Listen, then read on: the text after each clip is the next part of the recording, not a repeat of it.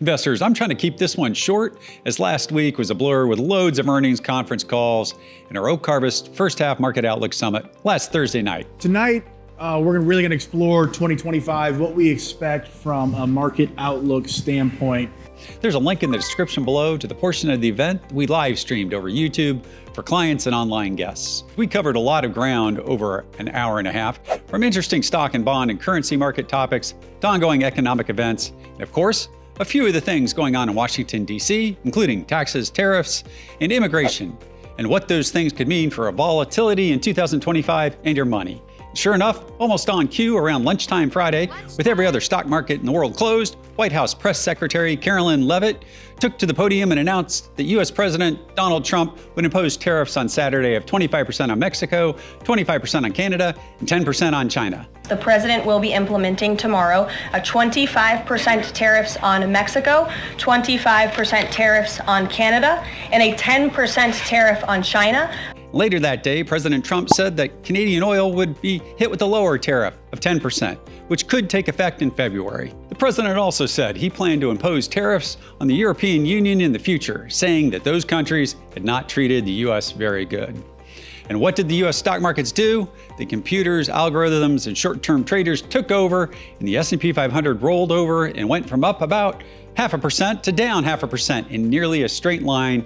Instead of the S&P closing the week at a new weekly all-time high on the back of stronger earnings reports, lower interest rates, and a lower dollar, it closed the week down, and the chartists will likely start talking double top formations at 6,100. Take a look at the daily 5-minute chart on the S&P 500 for last week, with Friday's press conference timing noted, as well as the move down in the cash S&P 500. Take a look at the same daily 5-minute chart of the VIX, the volatility index for last week, with Friday's press conference timing noted as well, with its move up also noted. Now, most will say, but Chris, we already knew that President Trump and his team were talking tough on tariffs. Yes, we did. However, nowhere in the last 48 weeks had the team mentioned China and Europe. And that's the problem. Remember, investors, as Charles loves to remind everyone, financial markets are forward-looking. Our financial markets had already adjusted to the notion of some near-term tariffs on Mexico and Canada. However, it had not adjusted to much wider and higher tariffs on other countries. This is why I titled this week's Stock Talk episode, Shock and Awe. Investors, I don't know if you voted for Donald Trump or Kamala Harris. I don't know if you support his policies or not, and the financial markets don't know, nor do they care. What they care about is consistency and visibility of policies. Most larger companies can plan around the consistency of policy over time. Consumers can also plan around the consistency of policies.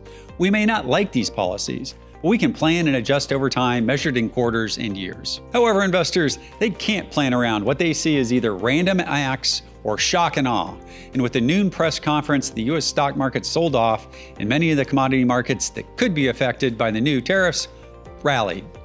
I'm not an expert on tariffs by any stretch of the imagination. However, if you want a great summary of what tariffs in a trade war might mean in a 10-minute read with 9 charts and tables, I'll put a link to a tremendous article written by the CFR, Council of Foreign Relations, on the subject in the description below.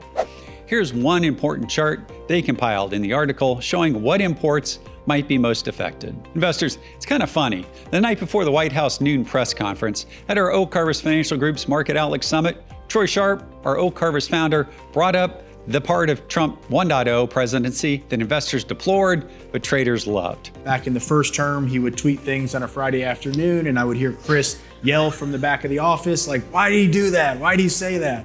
With some 4-letter words mixed in. And you can see the market. Trump would tweet something and the market would dip about 1 or 2%. That was post-2017, after the administration had moved on from its then sole focus of lowering both corporate and individual tax rates onto tariffs and trades and other policy focuses in 2018 through 2020. Short-term volatility then ruled the day.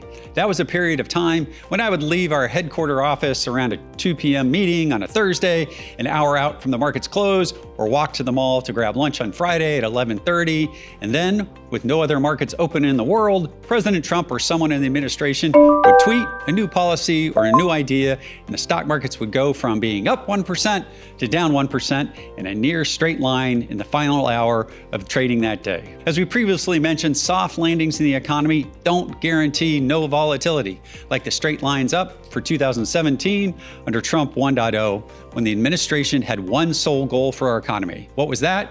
Lower taxes. That was their one goal: lower corporate and individual taxes. This time around, they seem to be going for the early shock and awe, which financial markets don't relish. They're attacking tariffs and immigration hard from the first week. Investors, whether or not you agree with the current administration policies on tariffs and immigration, recent economic data releases have been coming in short of expectations. The economic surprise index is slowing and not rising with smaller business administration expectations for the economy. While that's still good growth, it's slowing.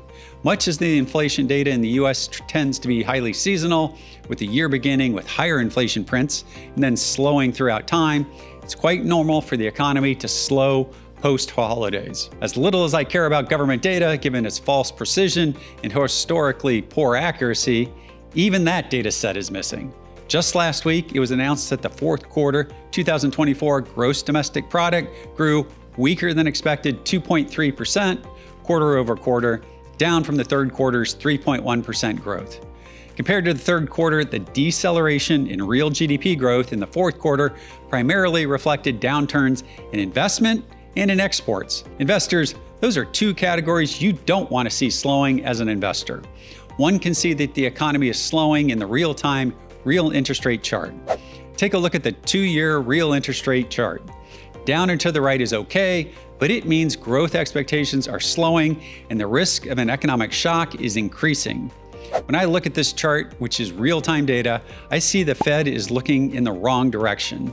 I see the Fed is too intent on looking at the government inflation data, which lags, and not intent enough at looking at real-time growth and demand data reflected in real interest rates. I see a Fed that is too tight, but they do have room to cut rates over 2025.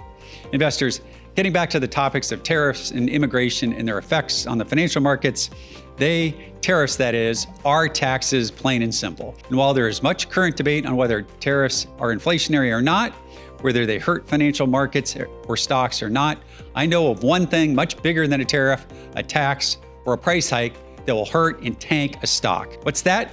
It's lower unit demand caused by higher prices or removing a consumer from the demand picture, whether it's a tariff or just too many price hikes. That's just math and how marginal return on invested capital works. If these tariffs or other Trump administration policies hurt aggregate and unit demand, the soft landing will get very rocky very quickly. Real interest rates will continue to move lower. A third year of decent stock gains in 2025, a soft landing not so softly, as we titled our outlook, could get very turbulent very quickly, and stocks would be in for a choppier ride in the first half. We shall see. Historically speaking, higher volatility out of the gate, like we experienced in the first 2 weeks of January, does not mean that the bull market in U.S. equities is over or that 2025 can't be the third year in a row of healthy investor gains in U.S. stocks. Seasonally, February does tend to be a lower return and higher volatility month for equities, and maybe the tariff actions are this year's excuse. I don't know, but I know that regardless of the path for the economy and financial markets in 2025, the investment team in Oak Harvest Financial Group will be here, manning the ship and adjusting our models where we can and when we think we need to. We expect 2025 to be quite an active year for active stock management. We hope that you joined us last week for our first half market outlook. Once again, the link for the replay is in the description below. Feel free to pass it on to anyone who might find it educational. Until next week, when earnings reports and conference calls slow and stock buybacks begin to ramp in earnest, have a blessed weekend.